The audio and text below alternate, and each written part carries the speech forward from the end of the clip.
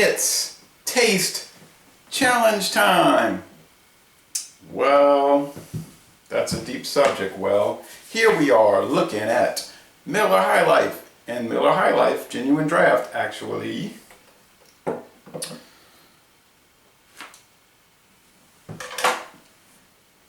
Okay. Miller High Life was introduced in 1855, but it was called Frederick Miller's Lager. In 1903, it was rebranded and renamed Miller High Life. So they say 1903, but if you look on their website, it actually came out in 1855. But 1903, since 03, it's been called High Life. It is 4.6% alcohol. It has always been sold in the clear bottle. They say they use special light-resistant hops called Galena hops. And until they came out with the canned version, I believe in 1961 or 62, it was called the Champagne of Bottle Beer. Now it's the Champagne of Beers. Always was available on draft, and people remarked, and I also remarked, that it tastes better on draft because it's not pasteurized. They boil the beer, so that impacts the flavor of boiling it. In response to that, some companies over the years tried to put out packaged draft beers in cans and bottles. But apparently they weren't really draft, and most in like Meisterbrow and Peels and all these companies had a so-called draft beer, but they really weren't a true draft. Miller Genuine Draft, and that's why they say genuine draft, it was a really actual draft beer.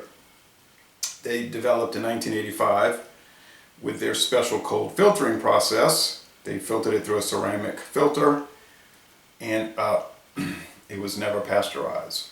And it did not have to be chilled, because draft beer has to be chilled or it will spoil. Okay, it says Union Made, certified kosher, and this is at brewery number 07. If you look on their website, they give you the code for that. This is brewery 04. They come from two different breweries. So when this first arrived, it was called Miller Genuine Draft, Miller High Life Genuine Draft. And they, after about a year, oh, look at all that vapor. It was shortened to Miller High Life, Miller Genuine Draft. It was just too long of a name. But you can find maybe some old photos on Yahoo or Google search or Bing search that'll show the original ads, Miller High Life Genuine Draft. Okay. Chris Johnson, who's got a beer channel, he says he prefers High Life. I think I prefer Miller Genuine Draft. Let's see what's better. They're going to look the same because it's the same beer. Both 4.6, same calories, same grams of fat, same bitterness unit, same everything except for one difference. Cold filtered. And now I can't remember which one is which. Okay, so it is going to be a blind taste test because can't remember which is which. I'll have to look at the playback. So this is a unexpected development. So I can't say that I think this is the Genuine Draft and this is the Miller High Life. But did I cross them? What happened here? At 9 o'clock in the morning. Oh yeah, it smells like that Miller beer, kind of that vegetable flavor, aroma, barley malt, water, hops, and yeast, and corn syrup. They used to use yellow corn grits, but then now they go to corn syrup. Maybe that was because they started doing the joint venture with Molson Coors, and maybe Molson Coors said, look, it tastes the same and it's cheaper to buy the syrup, so they're not going to syrup. Okay. I had the cigar in this hand, so let's...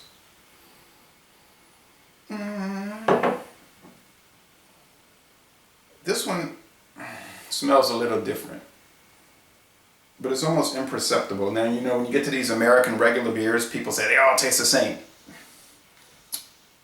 In general, they do taste the same. It's sort of like IPAs. They tend to taste the same, depending on if they're English or East Coast or West Coast. within those subgenres. But there are small little subtleties that you can pick up on these American beers, adjunct lagers.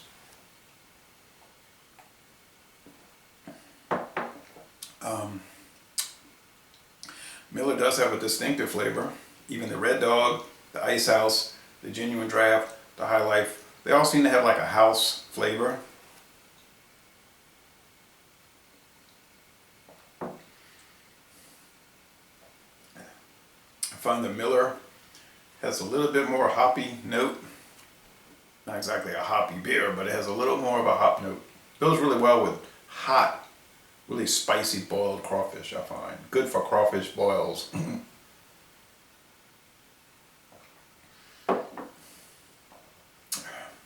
This one has a little more roastiness.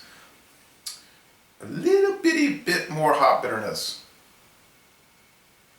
I know there are some places in New Orleans that sell Miller High Life on draft, which would be that. You can order kegs of High Life. Okay, so it's not going to be pasteurized. I went to one ball game, I think it was the Chicago White Sox, and they had Miller. I know at Miller Park, the Brewers, they have High Life on draft. I mean, Miller High Life is like big up there. But I went to the White Sox, and I believe they had Miller Genuine Draft on draft and Miller High Life on draft. And I was thinking to myself, it's the same thing. And literally it is in that case, except for the label. I think this one is a little better.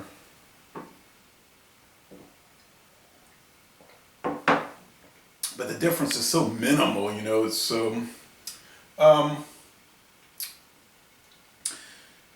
Miller Genuine Draft tends to be higher priced. It's a more expensive process, so you're gonna probably pay at least $1 more per 6-pack, and maybe more than that.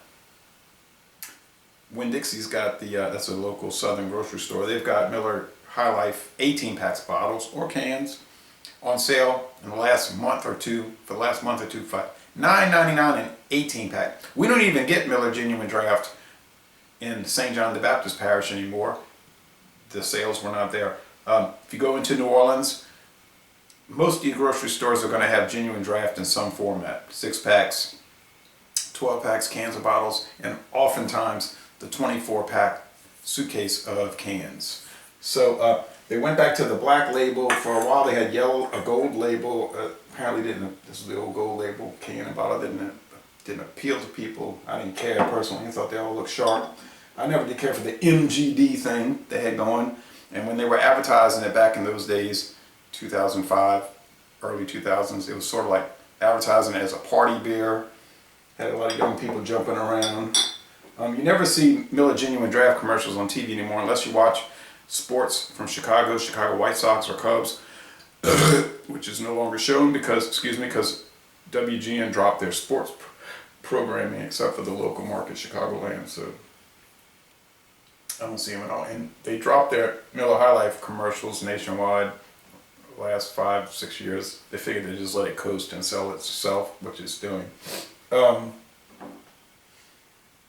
They have changed this label so many times. It's incredible. I remember in the mid-90s they had just big letters, High Life, block letters. I didn't like that too much. Mine faded because of ambient light. Well, anyway, this is a little better, and I think it's a Genuine Draft, and this is the High Life, so I will go with this, but the taste is so minimal. Like I'm saying, the difference is minimal, so I would go with the price. When this came out, it was sort of a game changer, sort of like 10 years before with Light, L-I-T-E.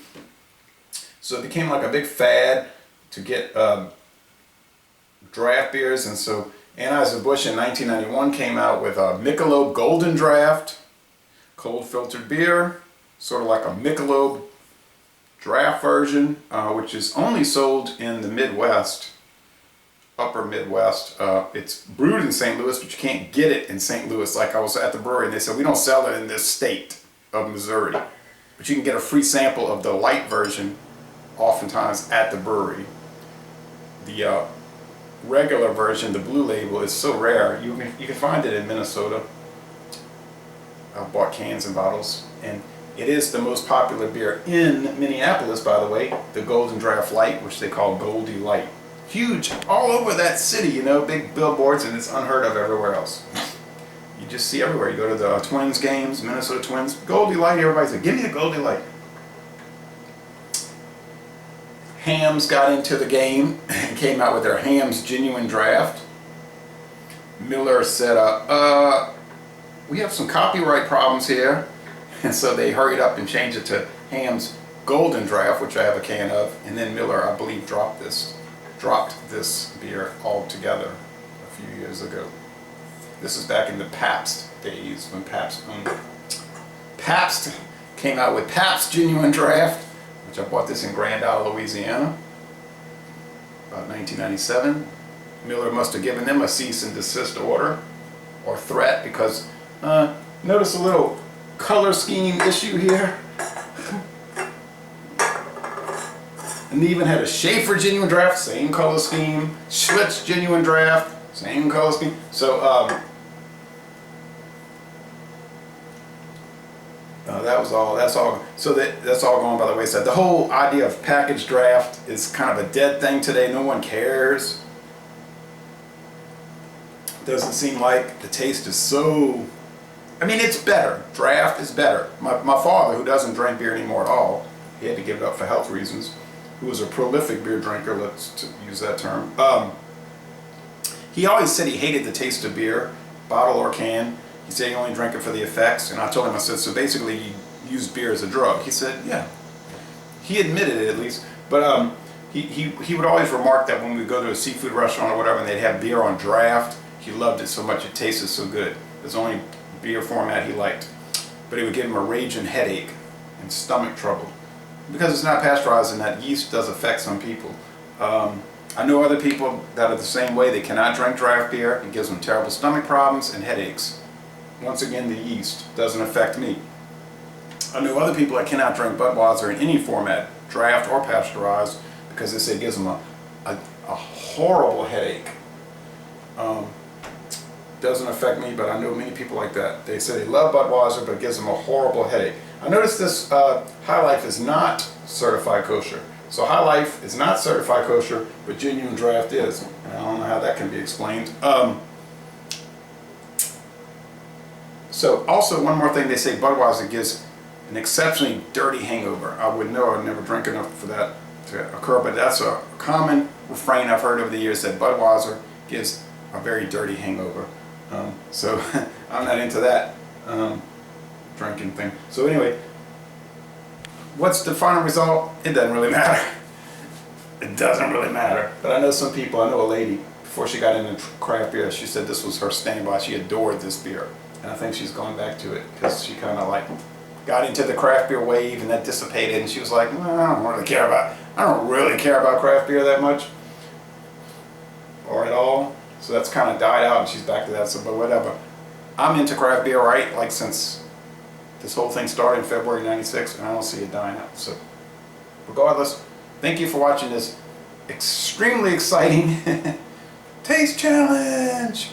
It's a tie for me essentially. This wins by a nose.